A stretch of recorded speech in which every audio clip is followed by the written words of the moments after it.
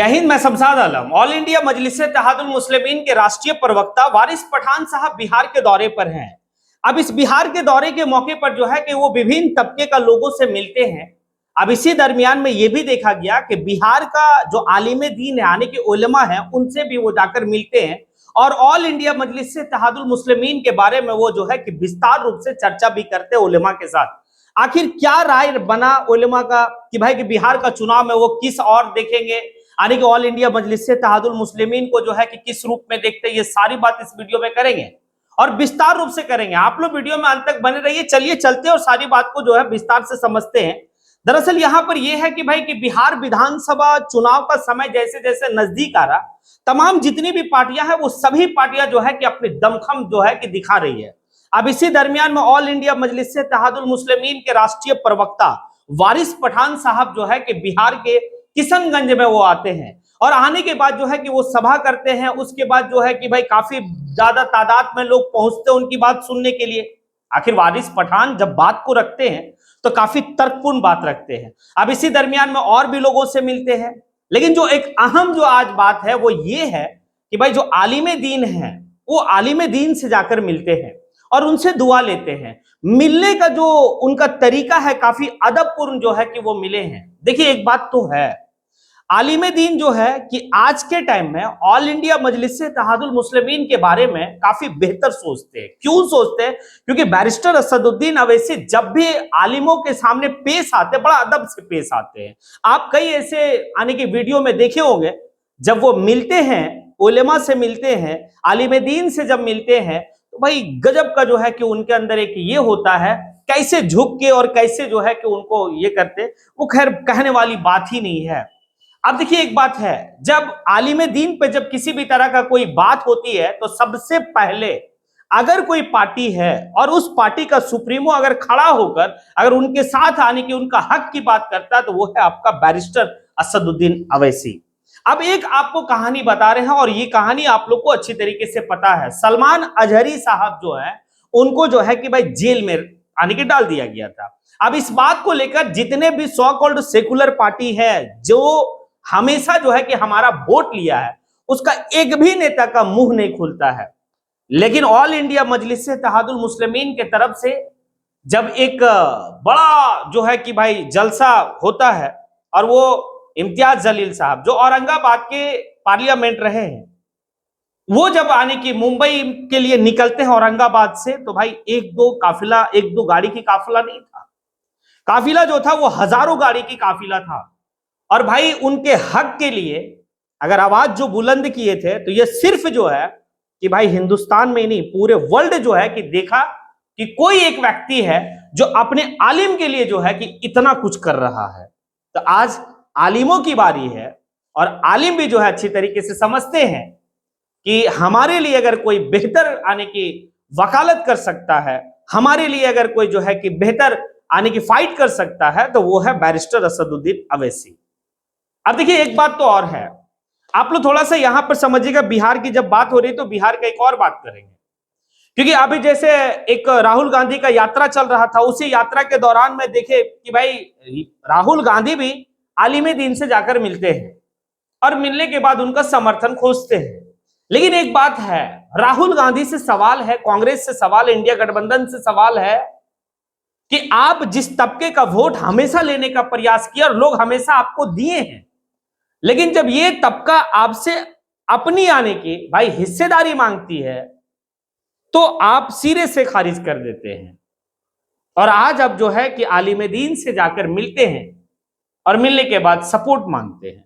एक तो ये हो गया कि उनका मनसा साफ है कि सिर्फ हमें वोट चाहिए, लेकिन जब आपके ऊपर कोई जुल्म होगा ये फासिस्ट ताकतों से, उस समय आपके लिए ये लोग मुंह नहीं खोलेंगे। लेकिन एक तरफ जब है कि वारिस पठान साहब जो है बिहार में आलिम दीन से मिलते हैं, उलेमा से मिलते हैं, तो हमें लगता है कि वो तमाम उलेमा जो इस बात को समझ पाते हैं कि भाई ये जो पार्टी है ना, ये हमारे हक और हुकूक के लिए लड़ रही है। हमारे जो बातें होती है, हमारे लिए जो वकालत कर सकती है, वो यही पार्टी है। तो बिहार के आलिम दीन, उलेमा, ये जितने भी हैं, हमें लगता है कि भाई ऑल इंडिया मजलिस इत्तेहादुल मुस्लिमीन के सपोर्ट में जरूर आएंगे। अभी हाल ही के दिनों में आप देख रहे हैं जिस तरीके से जो है कि मदनी साहब का भी स्टेटमेंट रहा असदुद्दीन अवैसी को लेकर, उनसे सवाल पूछा गया कि आप जो है कि बैरिस्टर असदुद्दीन अवैसी साहब की राजनीति को किस रूप में देखते हैं, तो वो इस बात को कहे, महमूद मदनी साहब क्या कहे भाई कि अभी का टाइम में अगर बैरिस्टर असदुद्दीन अवैसी काफी काबिल व्यक्ति हैं, जब वो पार्लियामेंट में अपनी बात को रखते हैं तो भाई लोग जो है चाहे वो विपक्ष हो या फिर सत्ता दल हो, सब खामोश से उनकी बात को सुनते हैं, क्योंकि वो संविधान की बात करते हैं और वो संविधान पे ही सारे बात को रखते हैं, संविधान से हटकर अपनी बात को नहीं रखते। ये बात कौन कह रहे हैं? ये बात महमूद मदनी साहब कह रहे हैं, जो हिंदुस्तान का एक बड़ा आलिम, बड़ा उलेमा है। उनकी बात जो है कि उनके बात पे तमाम जो है कि भाई ये समाज, जो मुस्लिम समाज है, वो लब्बैक करता है। वो बैरिस्टर असदुद्दीन अवैसी का तारीफ करते हैं और कहते हैं कि काबिल व्यक्ति है। ये राय है। या फिर सलमान अजहरी साहब से जो है कि कई ऐसे गुफ्तगू में सलमान अजहरी साहब भी इस बात को कहे हैं, लोगों को कहे हैं कि भाई अपना एक नेता, अपना एक रहनुमा चुनो। सब लोग जो है कि अपने अपने जो है कि समाज में अपना एक रहनुमा चुन रहे हैं। वो लोग तो यहां तक कहते हैं कि अगर 200 रुपया भी पेट्रोल होगा तो भी हम वोट उसी को देंगे। ये बात सलमान अजहरी साहब कहते हैं, क्योंकि सलमान अजहरी साहब को पता है कि जिस तरीके से जो है कि हमें फंसाकर अंदर जेल में रखा गया, और हमारे भाई ये में अगर कोई आवाज बुलंद किया तो इम्तियाज जलील साहब थे। और इम्तियाज जलील ऑल इंडिया मजलिस इत्तेहादुल मुस्लिमीन का काफी ताकतवर नेता माने जाते हैं, और सिर्फ ऑल इंडिया मजलिस इत्तेहादुल मुस्लिमीन का नहीं बल्कि पूरे हिंदुस्तान का काफी ताकतवर नेता माने जाते हैं। वो जब काफिला लेके निकले थे तो कैसे जो है कि जनसैलाब जो है उमड़ पड़ा था औरंगाबाद से मुंबई तक, ये देखे थे। ये सिर्फ जो है कि भारत में ही ये जनसैलाब का जिक्र नहीं हुआ था, बाहर से मतलब भारत से बाहर के देशों में भी जो है कि जिक्र हुआ था। तो अगर बिहार में वारिस पठान साहब जो काफी काबिल जो है कि नेता हैं, मतलब एक बात तो कह सकते हैं कि भाई तेलंगाना से पहली बार कोई बाहर में विधायक बना था ऑल इंडिया मजलिस इत्तेहादुल मुस्लिमीन का, तो वो थे वारिस पठान साहब। वारिस पठान साहब भी पेशे से वकील हैं और भाई एक तेज तर्रार प्रवक्ता हैं। जब अपनी बात को जो है कि मीडिया का प्लेटफॉर्म पे रखते हैं, जब डिबेट में वो जाते हैं, तो भाई विरोधी जो है कि पहले ही होमवर्क करके आना होता है, वरना जो है कि भाई उसी लाइव शो में ही आपको जो है कि भाई क्लास जो है कि आपका लग जाता है। तो मिल रहे हैं लोगों से काफी मजबूत तरीके से बिहार में जो है कि भाई मिल रहे। अब देख लीजिए ना, बिहार की जो टीम बन रही है, कितना खूबसूरत टीम बन रही है। अख्तरुल ईमान साहब, जिनके पास वाकई में ईमान है, जो बिकने वाले थे बिक गए, जो पार्टी को तोड़ने वाले थे तोड़ के चले गए, लेकिन पार्टी का लोग नहीं टूटे। वो 4 विधायक जो है कि टूट गए, लेकिन पार्टी आज भी और पार्टी से जुड़े हुए जितने कार्यकर्ता आज भी जो है कि भाई पार्टी के साथ खड़े हैं। अब किसको लेके गए? ये आरजेडी वाले लोग वो 4 विधायक को लेके चले गए, तो आप जो है कि 4 व्यक्ति को लेके गए, विधायक को लेके गए, जनता और आवाम को, वोटर को नहीं लेके गए। वोटर आज भी जो है ऑल इंडिया मजलिस इत्तेहादुल मुस्लिमीन के साथ खड़े हैं। और ये बात के लिए तो तारीफ करना होगा अख्तरुल ईमान साहब का, कि अख्तरुल ईमान साहब जो अपने ईमान पे अडिग रहे, कोई उनको जो है कि डगमगा नहीं सका।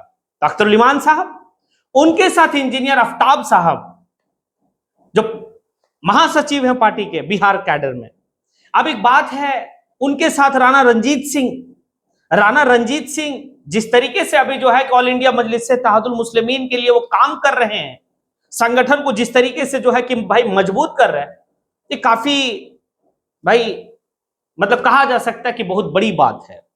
आदिल हसन साहब भी पेशे से वकील और वो भी राष्ट्रीय प्रवक्ता है, वो भी गजब का जो है कि वो तर्कपूर्ण बात को जो है कि भाई रखते हैं। अब ये जो टीम है ये काफी मजबूत टीम है। अगर 2020 की बात करें तो इतनी मजबूत टीम नहीं थी, लेकिन आज के टाइम में जितनी मजबूत टीम भाई अभी बिहार में ऑल इंडिया मजलिस इत्तेहादुल मुस्लिमीन का है, ये तय है 5 है, प्लस होगा माइनस नहीं होगा। क्योंकि वो जो 4 सीट जो 4 लोग भाग के गए थे ना, आज जाके जो है कि भाई दरबार में, शाही दरबार में माथा टेक रहे हैं कि हमें टिकट किस तरीके से मिल जाए, माथा टेक रहे हैं। लेकिन लोग जो है कि सबक सिखाने के लिए आतुर है, क्योंकि लोग जिस तरीके से वो 4 लोग जो सैंबल पतंग छाप वहां से जीतकर जो है कि आरजेडी में चले गए, जनता बकसने वाली नहीं है। जनता काफी जो है कि एक अलग मूड में दिख रही है। तो वारिस पठान साहब काफी बेहतर तरीके से जो है कि कैंपेन कर रहे हैं, हर तबके से मिल रहे हैं, और ये बड़ा खुशी की बात है कि आलिम दीन से वो जब मिले, हमें लगता है बड़ा पॉजिटिव जो है कि उनकी गुफ्तगू हुई होगी, और काफी बेहतर से जो है कि वो समझे होंगे, समझाए होंगे, क्योंकि एक काबिल प्रवक्ता है।